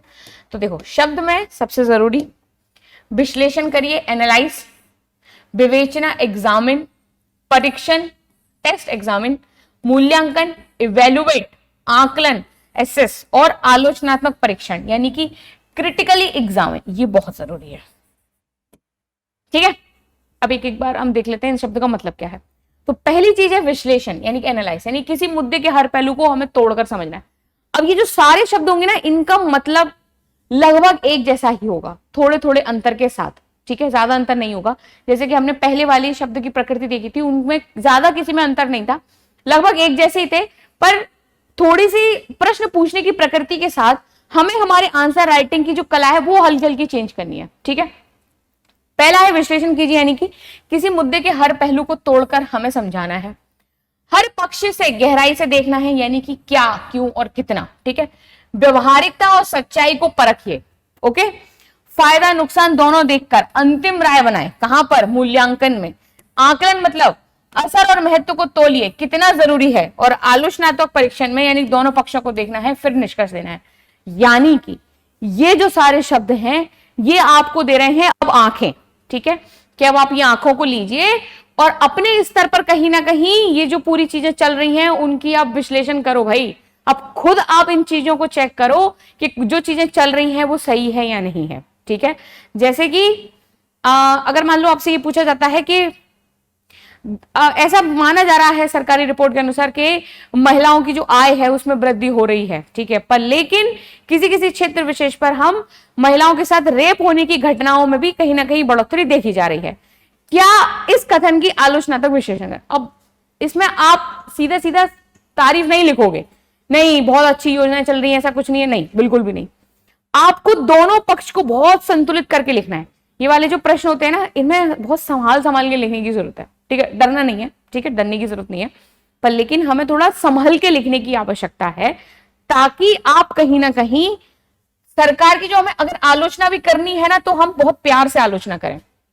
आपका कोई दोस्त होता है, आपको उस दोस्त में कोई बुराई लग रही होती है, तो आप डायरेक्ट थोड़ी बोलते कि भाई तू तो बहुत बेकार है, ठीक है, तेरे से तो बात करनी खराब है, ऐसा तो नहीं बोल देते हम उसको बोलते हैं कि वैसे तू इंसान बहुत अच्छा है, तुझमें कोई कमी नहीं है, पर अगर तू इन कमियों को अगर अपने में से थोड़ा सा दूर कर लेता है ना, तो तेरे से बेहतरीन आदमी इस पूरी दुनिया में नहीं है कोई। यही तो बोलते हैं। तो पहले वाला जो तरीका है वो बहुत ज्यादा रूड है, ठीक है, सामने वाले को बिल्कुल तोड़ के रख दे। दूसरा वाला तरीका है तो इंसान सुन के कहीं ना कहीं उन कमियों को दूर करने का प्रयास करेगा कि हाँ ठीक है, चलो अगर मुझे सामने वाला कोई समझा रहा है तो मैं उस पर एक बार विचार कर सकता हूँ कि क्या मेरी हरकतें सच में इतनी खराब है या नहीं, है ना। तो ये जो तरीके हैं, ठीक है, ये तरीके आपको सिखाएंगे कि आपको अगर सामने वाले की बुराई करनी है तो थोड़े ढंग से बुराई करनी है, बुरा ना लगे और हम कहीं ना कहीं अपनी बात को सामने वाले के सामने रख भी दें। ठीक है, चलिए अब चलते हैं हम हमारे सबसे पहले पीवाईक्यू पे। मैं आपको यहां दिखाऊंगी कि ये जो सारी हमने ऊपर जो शब्द थे उनको हमने डिस्कस किया, वो सारे जो शब्द है वो कहीं ना कहीं आपके पिछले जो परीक्षा हुई है यूपीएससी की मेंस की उसमें पूछे गए हैं। जैसे कि 2022 में और जीएस पेपर कौन से में 2 में पूछा गया है किस बारे में, विवेचना करना है, यानी कि भारत में आधुनिक कानून की सर्वाधिक महत्वपूर्ण उपलब्धि सर्वोच्च न्यायालय द्वारा पर्यावरणीय समस्याओं का संविधानीकरण है। ठीक है, अब ये देखना, ये कथन दिया है ना यहां तक, तो सुसंगत वाद नीतियों की सहायता से इस कथन की हमें विवेचना करनी है। अब आप खुद इस प्रश्न को पढ़ो, इस कथन को पढ़ो और इसकी विवेचना करो आप। ठीक है, दूसरा प्रश्न है आपके सामने जो 2022 में वही जीएस पेपर 2 में आया था कि भारत और फ्रांस के राष्ट्रपति के निर्वाचित होने की प्रक्रिया का हमें क्या करना है, आलोचनात्मक परीक्षण। ये आपके आईआर से रिलेटेड है। ठीक है, तीसरा क्वेश्चन है स्कूली शिक्षा के महत्व के बारे में जागरूकता उत्पन्न किए बिना बच्चों की शिक्षा में प्रेरणा आधारित पद्धतियों की संवर्धन में निःशुल्क और अनिवार्य बाल शिक्षा का अधिकार अधिनियम 2009 अपर्याप्त है, विश्लेषण कीजिए। चलिए चौथा सवाल है हमारे सामने कि भारतीय अर्थव्यवस्था में डिजिटलीकरण की स्थिति क्या है। ठीक है, इस संबंध में आने वाली समस्याओं का परीक्षण कीजिए और सुधार के लिए सुझाव, यानी कि आपसे परीक्षण पूछ रहा है और सुझाव भी मांग रहा है। ठीक है, ये पूछा था आपके जीएस पेपर 3 में और 2023 में। अगला क्वेश्चन है भारतीय रियासतों के एकीकरण की प्रक्रिया में मुख्य प्रशासनिक मुद्दों और सामाजिक और सांस्कृतिक समस्याओं का क्या करना है, हमें आकलन करना है। 2021 जीएस पेपर 1। वही लास्ट क्वेश्चन है आपका कि दोनों विश्व युद्धों के बीच लोकतंत्रीय राज्य प्रणाली के लिए एक गंभीर चुनौती उत्पन्न हुई है। ठीक है, और इस कथन का मूल्यांकन कीजिए। यह आया था आपके 2021 में जीएस पेपर 1 में। अब आप एक चीज नोटिस करोगे इस तरह के प्रश्नों में कि यहां इस मतलब शब्द प्रणाली से अगर सवाल पूछे जाएंगे तो ज्यादातर रहेंगे कथन आधारित। ठीक है, जैसे कि मान लो ये कथन पूछा जा रहा है यहां तक। ठीक है, ये पहला कथन आधारित हो गया। ठीक है, दूसरा आपका ये हो गया एक कंडीशन के आधार पर। ठीक है, तीसरा भी आपसे पूछ रहा है क्या ये सही है या नहीं है। ठीक है, इस चौथे को हम थोड़ा सा हटा दें कि भाई डायरेक्ट क्वेश्चन पूछ रहा है पर लेकिन कहीं ना कहीं सुझाव मांग रहा है आपसे। ठीक है, ये भी कहीं ना कहीं आपके एनालाइज करने को बोल रहा है, किनको, सामाजिक मुद्दों को, सामाजिक और सांस्कृतिक समस्याओं के आधार पर। वहीं ये भी आपका क्या है, कथन आधारित है। ठीक है, तो पहली चीज तो हमें ये ध्यान में रखना है कि इस तरह के अगर प्रश्न आएंगे, ठीक है, इस तरह के अगर टर्मिनोलॉजी के साथ प्रश्न पूछे जाएंगे तो वो पहली बात तो कथन आधारित होंगे। ठीक है, जिसमें संभावना ये कम हो जाती है कि आप सीधे सीधे अर्थ के साथ बताओ। यानी कि अगर मान लो आपसे पूछे, चलो इसी को ले लेते हैं कि भारत में आधुनिक कानून की सर्वाधिक महत्वपूर्ण उपलब्धि सर्वोच्च न्यायालय द्वारा पर्यावरणीय समस्याओं का संवैधानिकरण है सुसंगत वाद नीतियों की सहायता से इस कथन की विवेचना। तो आपके ये बताने बैठोगे न्यायालय की स्थापना कब हुई, ठीक है, और कॉलेजियम प्रणाली क्या होती है क्या नहीं होती है, ये तो फालतू की बातें होगी ना, ये तो लिखने की जरूरत है ही नहीं इसमें। हम सीधा सीधा यहां से शुरू करेंगे भाई कि ये समस्याएं क्या है। ठीक है, और एक सुसंगत वाद विधियों की सहायता से, यानी कि पिछले जो भी कुछ निर्णय सरकार के या फिर न्यायालय के द्वारा दिए गए हैं वो कितने सही साबित हुए हैं आज के समय में। ठीक है, और इस कथन के साथ हम क्या करेंगे, इसकी विवेचना करेंगे इस पूरे प्रश्न की। यहां तक मैं उम्मीद करती हूँ सबको समझ में आ गया होगा कि अगर इस तरह के प्रश्न आएंगे तो आपको क्या करना है। देखो, अब पहली वाली जो टर्मिनोलॉजी थी और उसमें अंतर सिर्फ इतना सा है कि व्याख्या अगर पूछ रहा है आपसे, ठीक है, सविस्तार पूछ रहा है आपसे, तो ये संभावना बन सकती है कि आप अपने इंट्रोडक्शन को शुरू कर सकते हो किसी किसी परिभाषा के साथ में। ठीक है, प्रश्न की डिमांड के आधार पर, उसमें भी टर्म एंड कंडीशंस। वहीं अगर इस तरह के प्रश्न आते हैं तो इसमें आपको बहुत कम चांस मिलेंगे कि आप इसमें परिभाषा लिखो, सिवाय इसके कि इस तरह के अगर प्रश्न आते हैं तो कि भारतीय अर्थव्यवस्था में डिजिटलीकरण की स्थिति। इसमें भी आपसे वो ये नहीं पूछ रहा कि डिजिटलीकरण होता क्या है, आपसे ये पूछना चाह रहा है कि स्थिति क्या है। ठीक है, कितने लोग यूज करते हैं, किन किन क्षेत्रों में अभी तक नहीं पहुंचा है, वगैरह वगैरह कंडीशन पूछ रहा है वो आपसे, ना कि ये पूछ रहा है कि डिजिटलीकरण होता क्या है। ठीक है, और उसके बाद जो समस्याओं का परीक्षण करने को तो आपके लिए बोल ही रहा है, तो कहीं ना कहीं ये जो प्रश्न हो जाता है वो आपको कहीं ना कहीं एक एग्जामिन के तौर पर ही है। ठीक है, चलिए अब एक एक करके हम इन सारे शब्दों को हम देखेंगे कि इनका मतलब क्या है और उसके बाद हम बढ़ेंगे आगे। पहली चीज पूछ रहा है विश्लेषण, यानी कि एनालाइज, यानी कि किसी विषय या मुद्दे को भागों में बांटकर हर हिस्से को तार्किक तरीके से समझना। ठीक है, उत्तर में क्या करें, विषय के घटक को पहचानना है और हर हिस्से की व्याख्या करना है, उनका आपस में संबंध बताना है।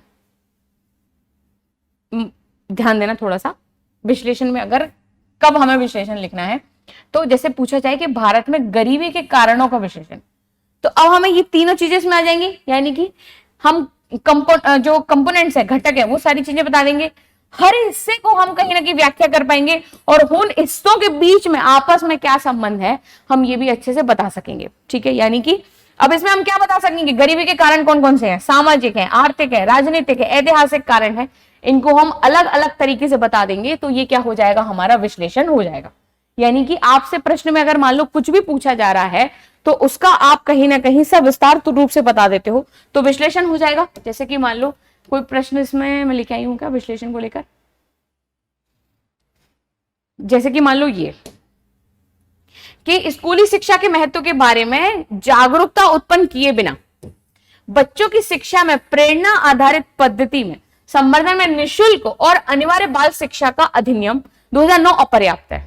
ये प्रश्न बोल रहा है आपसे को ये अपर्याप्त है, पर इसमें बताने के लिए बहुत कुछ है। हम आप इसमें बता सकते हैं स्कूली शिक्षा के बारे में, उनके इंपॉर्टेंस के बारे में। ठीक है, साथ ही साथ हम बता सकते हैं किसके बारे में कि जो निःशुल्क शिक्षा देने के लिए भारतीय संविधान में जो प्रावधान है उनके बारे में, साथ ही साथ ये जो अधिनियम है कौन सा 2009 का, इसके बारे में हम डिस्क्राइब कर सकते हैं। और अंत में हम क्या करेंगे, इन तीनों चीजों को आपस में मर्ज कर देंगे और लास्ट में हम बताएंगे कि ये पर्याप्त है या नहीं, दोनों चीजें। प्लस और माइनस, यानी कि पॉजिटिव और निगेटिव। तो इसके साथ आपकी चीजें हो जाएंगी विश्लेषण आधारित। यहां तक सबको समझ में आ गया? क्लियर है? लिख लेंगे सभी लोग। और परिचय और निष्कर्ष ये सब में रहेगा, ठीक है, यानी कि हमारी मूवी का ट्रेलर और हैप्पी एंडिंग तो चलनी है, ठीक है। अब हम यहाँ पे डिस्कस कर रहे हैं अपनी मूवी को हम किस तरह से बना सकते हैं, किन किन शब्दों के साथ हम बना सकते हैं, ठीक है। चलो अब आगे देखो, पहली चीज होगी विश्लेषण, दूसरी चीज है हमारे पास विवेचना या परीक्षण। इन दोनों शब्दों का अर्थ जो होता है लगभग बराबर ही होता है, ठीक है। इसका मतलब क्या होता है कि किसी दावे या विषय को ध्यान से देखना कि वह कितना सही है, उसके क्या कारण है, प्रभाव और परिणाम। अब परीक्षण करते हो ना, एग्जामिन करते हो, आपको भी तो एग्जामिन ही किया जा रहा है। पहले आपका एग्जाम लिया गया प्रीलिम्स आधार पर, फिर अब आपका एग्जाम लिया जा रहा है मेंस आधार पर, रिटन स्किल के आधार पर। अब फिर कहीं ना कहीं आप मेंस से पास होते हो तो फिर आपका साक्षात्कार के रूप में एग्जामिन किया जाएगा आपको कि भाई आपका कॉन्फिडेंस लेवल कैसा है, आपके बात करने का तरीका कैसा है, आप पैनिक होते हो या नहीं होते हो। तो ये जो तरीके हैं ये कहीं ना कहीं कैसे तरीके हैं एग्जामिन करने के। तो अब आपको मौका मिला है कि जो प्रश्न पूछा जा रहा है आप उस प्रश्न को एग्जामिन कर दो और ढंग से आंसर लिख दो, ठीक है। जैसे किसी दावे या विषय को ध्यान से देखना कि वह कितना सही है, क्या कारण है, प्रभाव और परिणाम है। उत्तर में क्या करना है हमें, तो जो भी कुछ दावे दिए जा रहे हैं, नीति है, उसकी पृष्ठभूमि हमें बतानी है। यानी कि मान लो कोई योजना वगैरह है या फिर मान लो नेशनल एजुकेशन पॉलिसी के बारे में अगर सवाल पूछा जा रहा है तो आप स्टार्ट कर दो कि एजुकेशन के लिए सुधार सरकार के द्वारा कब से स्टार्ट हुए, ठीक है, और आज के आधार पर जो परिवर्तन है वो कितने ज्यादा महत्वपूर्ण है। जैसे 3 भाषा वाली प्रणाली जो नेशनल एजुकेशन पॉलिसी 2020 के द्वारा लेकर आनी चाह रही है, तो वो कितनी सही है, कितनी गलत है। ये जो सही और गलत वाली जो चीजें चलेंगी ना वो चलेंगी इसमें विवेचना में और परीक्षण में। मैं उम्मीद करती हूँ आपको समझ में आ गया होगा, ठीक है। तथ्यों और तर्कों से उसे परखिए, कहां तक ये सही और सीमित है ये दिखाइए। उदाहरण के तौर पे जैसे कि स्वच्छ भारत मिशन की सफलता की हमें क्या करना है, विवेचना या परीक्षण। अब योजना जो चल गई है, ठीक है, चाहे 2.0 आ गया हो, कितने लोग इसमें शामिल हुए, कितने लोगों को लाभ मिला, तो ये तो सारी परीक्षण वाली बातें होती है ना। तो आप इसमें क्या जरूरी पड़ेंगे हमें, तो इसमें जरूरी लगेंगे डाटा और आंकड़े, ठीक है, यानी कि सरकारी डाटे। उन डाटा के माध्यम से ही हम बता पाएंगे कि भाई कितने लोगों को लाभ मिला। तो यहाँ पे जो चीजें चलेंगी वो थोड़ी ऑथेंटिक लेवल पे चलेंगी, ठीक है। यानी कि पहले बताएं कि क्या किया गया, फिर बताएं कहां कहां असर हुआ और कहां तक नहीं। खुल के लिखो सारी चीजों को, पर लेकिन जो सच है उसके साथ, ठीक है। ऐसा नहीं कि आप मन से कुछ भी बुराइयां लिख रहे हो, नहीं, सच में आप लिखो कि स्वच्छ भारत मिशन के तहत कितने लोगों को लाभ मिला है, ठीक है। आप बताओ कि इंदौर कहीं ना कहीं लगातार 5वीं 6वीं बार ऐसा एक जिला बना है जो हर बार पूरे भारत में नंबर 1 पे आ रहा है, ठीक है, स्वच्छ सर्वेक्षण के माध्यम से। तो किस किस तरह की गतिविधियां हो रही हैं, ठीक है। अभी भी कुछ ऐसे राज्य हैं जहां पर स्वच्छता के मामले में ध्यान नहीं दिया जा रहा, तो क्यों नहीं दिया जा रहा वो कारण आप बताओ। तो यही जो सारी चीजें हैं वो परीक्षण वाली तो बातें हैं, तो इसको हम लिख सकते हैं आराम से। चलिए अगली चीज हम देखते हैं, अगला है मूल्यांकन, यानी कि इवेलुएट, यानी कि किसी नीति या कार्यक्रम की उपलब्धियां, कमियां, समग्र प्रभाव को आकलन। इन सभी शब्दों में आपको बहुत ज्यादा अंतर नहीं आएगा समझ में, ठीक है। ये समझ लो कि थोड़ा सा ये बताना है कि आपको कहां ज्यादा पॉजिटिव हो जाना है, कहां थोड़ा सा कम निगेटिव, कहां आपको सरकार की थोड़ी सी ज्यादा बुराइयां करनी है निगेटिव बताना है, कहां पर थोड़ी सी कम अच्छाइयां बतानी है। बस ये आपको डिपेंडेंस रखना है। और भाई देखो ये कला है एक आंसर राइटिंग, धीरे धीरे आपको समझ में आएगी। मैं यहाँ आपको सिर्फ समझा सकती हूँ कि किस तरह से हम चीजों को लिख सकते हैं, कर सकते हैं, मैं आपका काम इस तरह से आसान कर सकती हूँ। पर ये जो चीजें हैं ये आपको प्रैक्टिस से ही आएंगी। आप जितनी ज्यादा प्रैक्टिस करोगे आप प्रश्न समझने में उतने ज्यादा सफल होगे, उतने अच्छे से आप अपनी आंसर राइटिंग को कर सकोगे। तो इसमें सबसे पहली चीज आती है वो है आंसर राइटिंग की प्रैक्टिस। लिखो, जितना हो सके उतना लिखो, डरो मत। आज किसी ने मुझसे सवाल पूछा था कि हमें स्टार्टिंग में ही आंसर राइटिंग लिखने में प्रॉब्लम आ रही है। तो देखो सबसे पहली चीज जो होती है वो ये होती है कि आपको कितना ज्ञान है, आप उस ज्ञान आधारित आप अपने प्रश्न को लिख पा रहे हो। अगर आपको चीजों के बारे में पता होगा, ठीक है, तो जितनी ज्यादा चीजें पता होंगी आपको पेन चलाने में उतनी आसानी होगी। अब इसका मतलब ये नहीं है कि आपको बहुत बड़ा ज्ञाता बनना है, बिल्कुल नहीं। कभी कभी प्रश्न कुछ इस आधार पर भी आते हैं कि आप अपनी जो व्यक्तिगत जीवन में भी चीजें ऐसी घटित होती है उनके आधार पर आप अपने प्रश्नों को लिखते हैं, देखते हैं, समझते हैं, ठीक है। तो सबसे पहली जरूरी है अच्छे से एनसीईआरटी पढ़ो, स्टैंडर्ड बुक पढ़ो, अपना ज्ञान जो है वो सही दिशा में लेकर जाओ, आंसर राइटिंग धीरे धीरे डेवलप करो, ठीक है। चलिए उत्तर में क्या करें, ठीक है, तथ्य पेश करें, असर का आकलन करें, यानी कि सकारात्मक और नकारात्मक दोनों, फैसला दें कि कुल मिलाकर वह नीति कार्यक्रम कितनी सफल रही। उदाहरण के तौर पर जैसे कि मनरेगा की प्रभावशीलता का मूल्यांकन। सेम हम ही अपनी माफ करना, अभी हमने देखा था किसके बारे में, स्वच्छ भारत अभियान के बारे में। अब वही सेम चीज पूछ रहा है आपसे मनरेगा के बारे में। तो भाई कितना रोजगार मिला, कौन सी समस्या रही, आर्थिक असर क्या पड़ा, अंत में क्या लिखेंगे हम, निष्कर्ष, वो भी कैसा, पॉजिटिव। चाहे चीजें अच्छी हो सकती हैं, उसके आधार पर हम कहीं ना कहीं अपना ये निष्कर्ष यहाँ पे हम लिख सकते हैं। क्लियर है सबको, बात समझ में आ गई।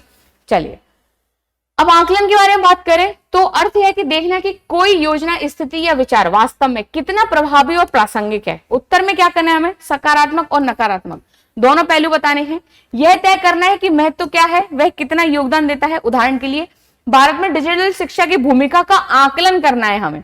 अब यहाँ आकलन करने की बात आ रही है ना कि भाई जो चीज सरकार के द्वारा चलाई जा रही है वो कितने ज्यादा लोगों तक पहुंच पाती है और उनको फायदा दे पाती है। ठीक है, जैसे इसके फायदे यानी लाभ, सीमाएं, पहुंच, गुणवत्ता, सब पर चर्चा करना है हमें, बताना है कि कितना असरदार है। एग्जामिन का मतलब ये होता है कि जो पूछा जा रहा है ना वो आप अपने विवेक के अनुसार कहीं ना कहीं समझो, देखो कि क्या ये जो सरकार आपसे पूछ रही है वाकई लोगों तक उसका लाभ मिला है या नहीं मिला है। ठीक है, दोनों असर पे, पॉजिटिव में भी और निगेटिव में भी। ऐसा नहीं होता कि कोई योजना आती है वो किसी को भी फायदा ना दे, नहीं ऐसा नहीं होता। लाभ तो पहुंचता है पर लेकिन उस योजना में कुछ ऐसी कमियां होती हैं जिस वजह से व्यापक स्तर पे कहीं ना कहीं लाभ नहीं मिल पाता। तो हमें यहाँ पे सिर्फ वही बताना है कि जो कमियां रह गई हैं उन वजह से कहीं ना कहीं इस योजना का लाभ पूरी तरह से नहीं मिल पाया। वही जो कमियां हैं उनको अगर हम सुधार देंगे तो हमारे आगामी कदम हो जाएंगे, और जो हमारा निष्कर्ष होगा वो निष्कर्ष इस आधार पर होगा कि आज चीजें गलत है पर लेकिन आगे अगर हमने अपने आगामी कदम पर हमने अच्छे से काम किया, थोड़ा सा ध्यान दिया, तो हो सकता है चीजें आगे जाके बेहतर हो जाए। ये हमारा निष्कर्ष हो जाएगा। मैं उम्मीद कर रही हूं यहां तक सबको समझ में आ गया होगा, है ना। चलिए आगे देखते हैं हम सबसे खतरनाक वाला शब्द जो है आलोचनात्मक परीक्षण। आलोचना करते हो ना आप किसी की, ठीक है, कि ये अच्छा नहीं है, ये बुरा है, ये अच्छा नहीं पढ़ाती है, बुरा पढ़ाती है, वगैरह वगैरह आप बताते हो।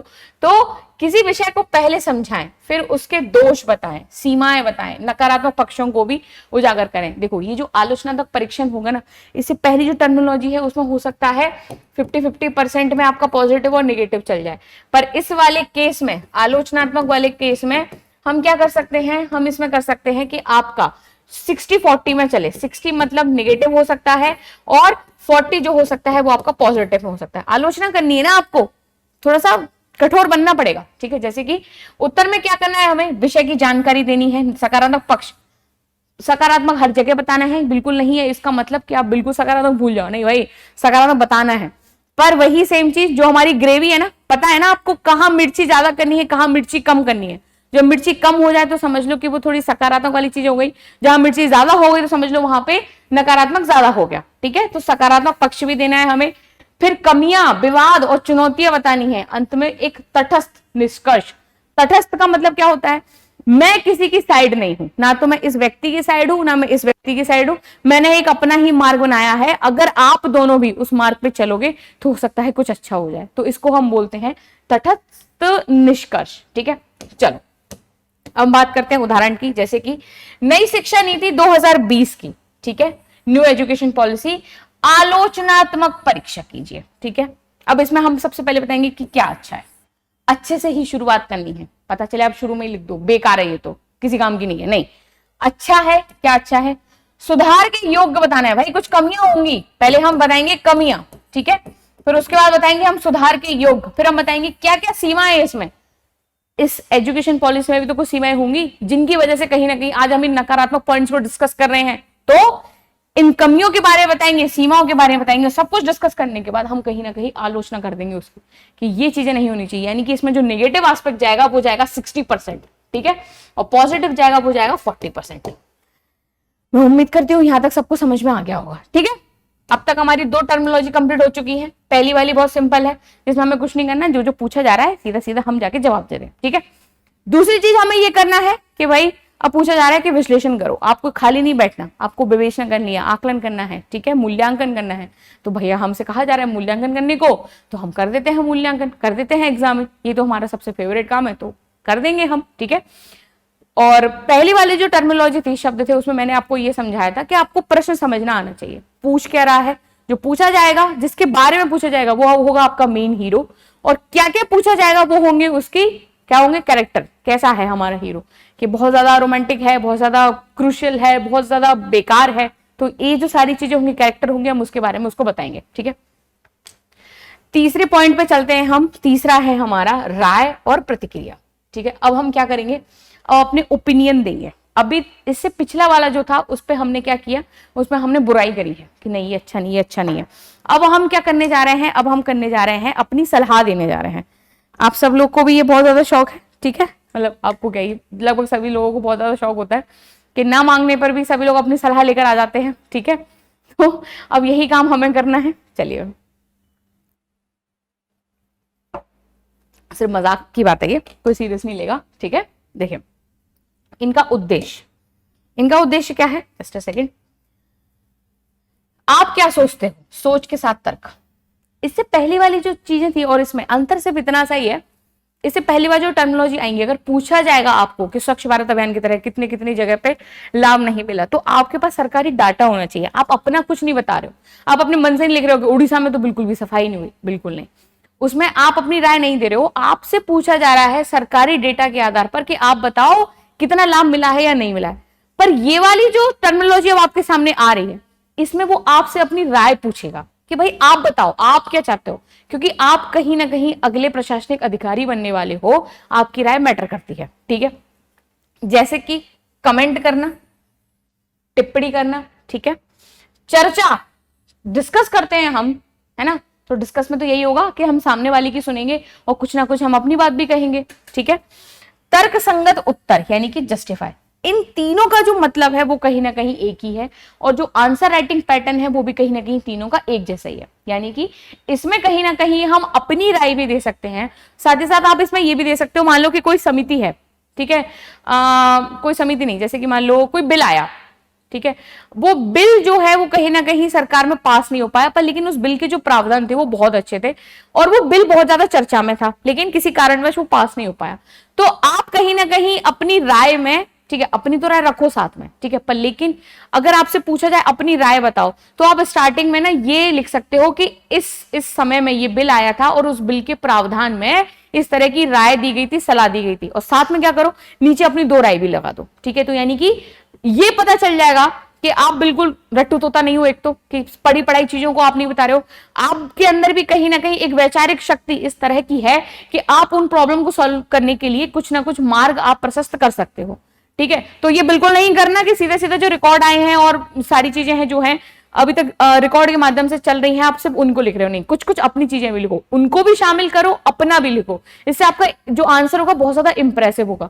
इसके लिए आपको पढ़ाई करनी पड़ेगी, इसके लिए आपको करंट अफेयर्स पढ़ना पड़ेगा, ये एक दिन की बात नहीं है। ठीक है, देखो टिप्पणी में पूछा जाए तो अपने विचार दो, पक्ष और विपक्ष। ठीक है, वहीं चर्चा में सभी पहलुओं पर हमें तटस्थ तरीके से समझाना है, जो बात दी गई है उसको तर्क देकर सही बताना है, किसके माध्यम से, तर्क संगत उत्तर के माध्यम से।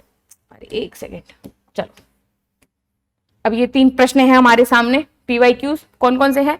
भारत के संपूर्ण क्षेत्र में निवास करने और विचरण करने का अधिकार स्वतंत्र रूप से सभी भारतीय नागरिकों को उपलब्ध है, किंतु ये अधिकार असीम नहीं है। ठीक है, पिछले वाले पैटर्न में उसमें कंफ्यूज नहीं होना, इसमें भी पूछा जा रहा है टिप्पणी, कमेंट करो, अब बताओ, अपने विचार रखो। ठीक है, क्या सच में ऐसा है ना, तो आप रख सकते हो। 2022 में पूछा गया था ये, और जीएस पेपर 2 में।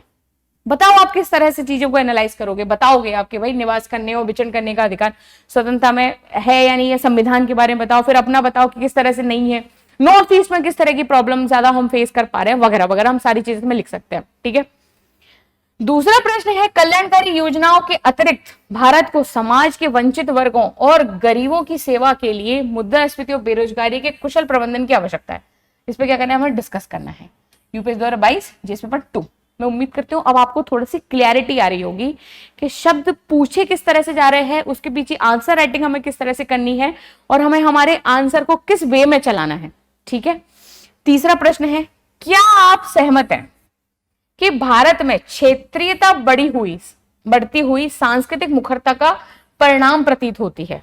क्या करना है, तर्क दीजिए। ठीक है, जीएस पेपर 1 में और 2020 में ये प्रश्न आपके सामने आया था, देख लिया, पूछे जा रहे हैं प्रश्न ऐसे। अब कहीं ना कहीं इन प्रश्नों की जो प्रकृति है, ना तो बहुत ज्यादा ये समझ लो कि निगेटिव होके पूछ रहा है, ना बहुत ज्यादा कह रहा है कि भाई आप कमेंट करो इस पे, मतलब ना तो आपसे ये कह रहा है कि आलोचना करो, ना ये कह रहा है विवेचना करो, मूल्यांकन समीक्षा, नहीं। जो प्रश्न होंगे, जो ये आलोचना और मूल्यांकन वाली जो चीजें आएंगी ना, ये कहीं ना कहीं योजना, नीति, इन सारी चीजों पे चलेंगी। और ये वाले जो प्रश्न होंगे ये विशेषकर चलेंगे आम गतिविधियों में, जो रोजमर्रा की जो चीजें चल रही होती हैं, जैसे कि स्वतंत्रता के बारे में बात चल रही है, गरीबी के बारे में बात चल रही है, बेरोजगारी के बारे में बात चल रही है, ठीक है, सांस्कृतिक मुखरता के बारे में बात चल रही है, जो आप कहीं ना कहीं फेस कर पा रहे हो सीधा डायरेक्ट अपने निजी जीवन में, तो वहां पे कहीं ना कहीं आपसे राय पूछी जा रही है, तो आप इस तरह से क्लासिफिकेशन कर सकते हो उसके बारे में, ठीक है। चलिए अब हम बढ़ते हैं, चलो पहले हम इनके बारे में देख लेते हैं, फिर उसके बाद हम बढ़ेंगे आगे। चलो अभी एक और है हमारे पास पैटर्न, फिर उसके बाद ये क्लास आपकी खत्म होगी। चलिए टिप्पणी कीजिए, यानी कमेंट या निर्देश में आपसे किसी कथन, विचार या अपनी राय देने के लिए कहा जाता है, ठीक है। आपको यह बताना होता है कि आप उस कथन से कितने सहमत हैं या असहमत हैं, दोनों चीजें। आप बिल्कुल स्वतंत्र हैं इसमें अपनी राय देने के लिए। उत्तर शैली कैसे चलेगी इसमें, तो वही पहली चीज अर्थ बताएंगे हम, यानी कि परिचय देंगे अपने मेन हीरो के बारे में, फिर हम पूरी मूवी के बारे में बताएंगे, यानी कि कथन के पीछे की सोच, तथ्य, डेटा, उदाहरण के साथ समर्थन, आलोचना, और उसके बाद हम करेंगे क्या, अपनी हैप्पी एंडिंग किसके साथ, संतुलित राय के साथ, यानी कि निष्कर्ष, ठीक है। उदाहरण की जैसे कि हम बात करें, आपसे पूछा जाए कि भारतीय लोकतंत्र में क्षेत्रीय दलों की भूमिका, ठीक है, लोकतांत्रिक विकेंद्रीकरण को सुदृढ़ करती है, क्या करना है, टिप्पणी। अब ये आपकी निजी जीवन वाली बात है ना, कि जो क्षेत्रीय दल है उनमें से बहुत सारे जो व्यक्ति होते हैं वो कभी ना कभी रूबरू होते हैं, ठीक है, उनसे उनका पाला तो पड़ ही जाता है, तो वो उनकी प्रकृति किस तरह की है ये आपको पता होना चाहिए, ठीक है। इसलिए कहीं ना कहीं पूछा जा रहा है भाई कि टिप्पणी करो, इस पर कमेंट करो, आप ही बताओ कि कैसे है, ठीक है।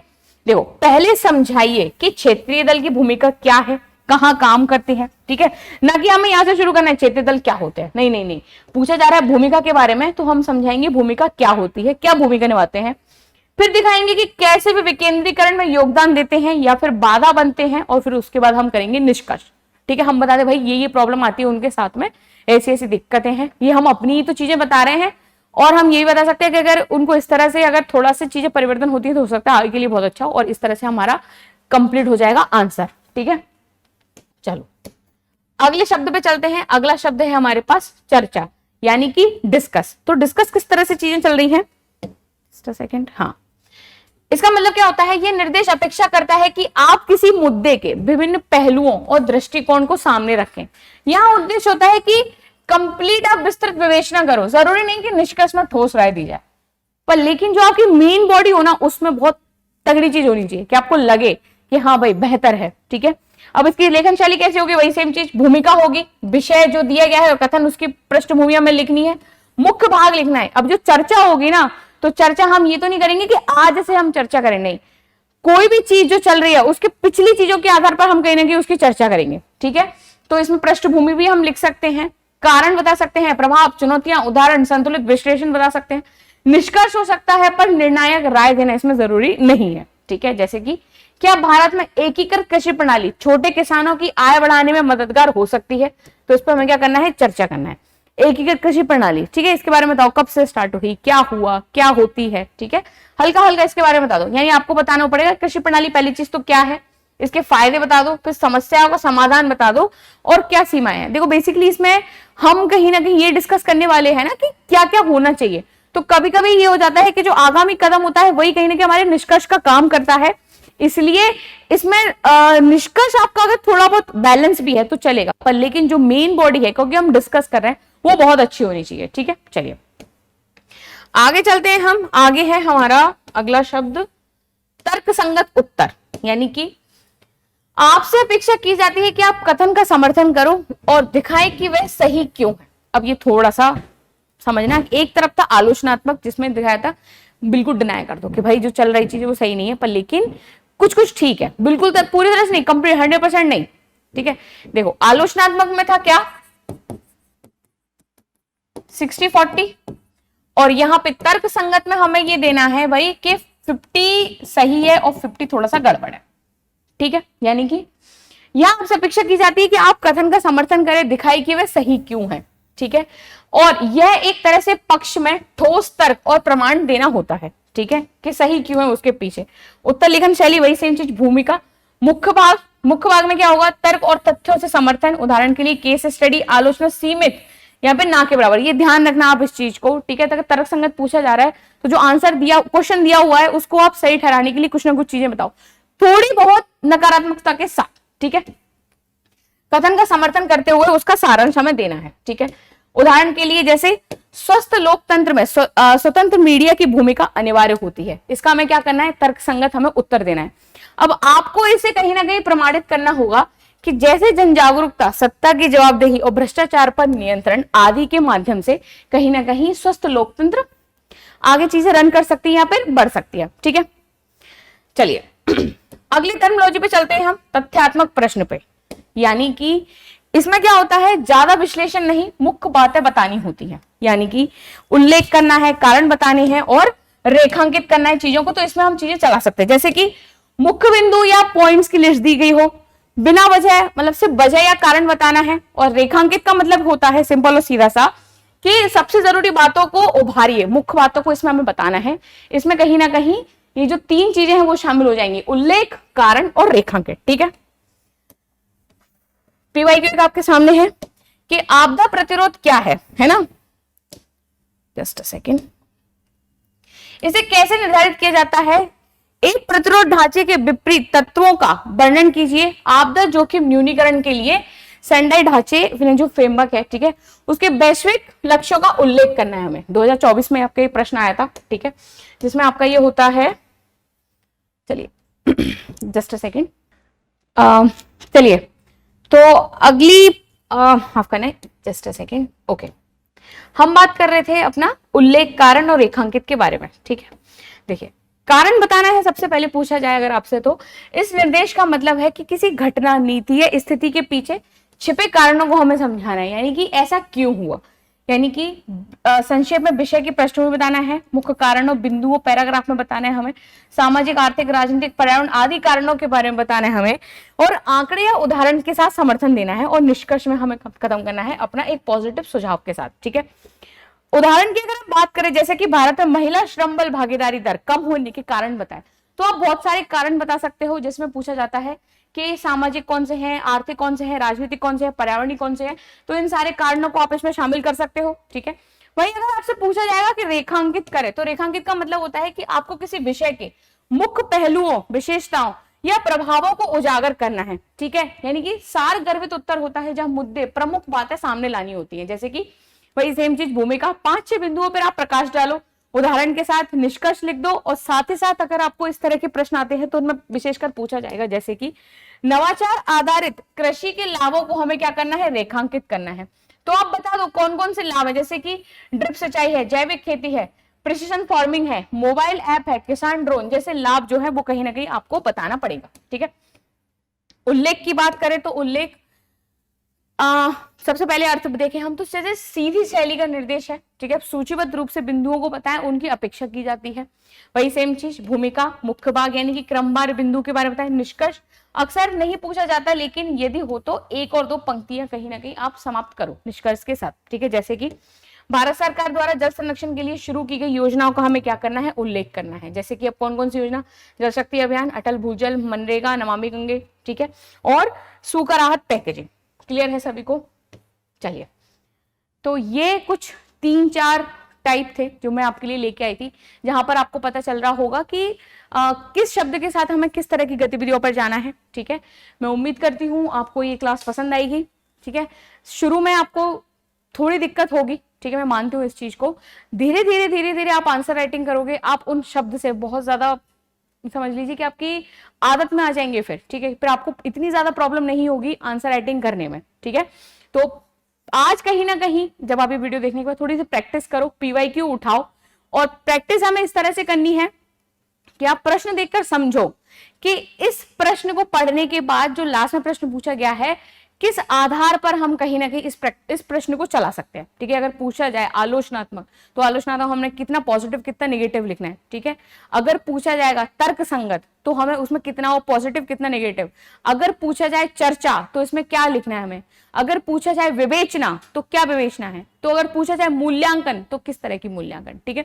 तो आज आपके लिए यही काम है कि आप प्रैक्टिस करोगे, पीवाईक्यू को उठाओगे, और बस पहली चीज तो आप ये करो, प्रश्नों को समझने का प्रयास करो, ठीक है। एक छोटी सी अपनी कॉपी ले लेना, आप मान लो रोज के, जैसे कि मान लो इसके बाद आप कहीं ना कहीं 10 से 20 क्वेश्चन अगर आप देखते हो, तो उस शब्द के आगे आप लिखो कि आपको कितना कितना समझ में आया, ठीक है, और उस आधार पर आप लिखने का प्रयास करो। तो ये थी हमारी आंसर राइटिंग की दूसरी क्लास। तो मैं उम्मीद करती हूँ आपको ये क्लास पसंद आई होगी और आपके लिए कहीं ना कहीं बहुत ज्यादा मददगार रहेगी ये वीडियो। तो मिलती हूं मैं आपसे अगली तीसरी क्लास में अपनी शब्द सीमा और समय प्रबंधन को लेकर। तब तक के लिए थैंक यू सो मच।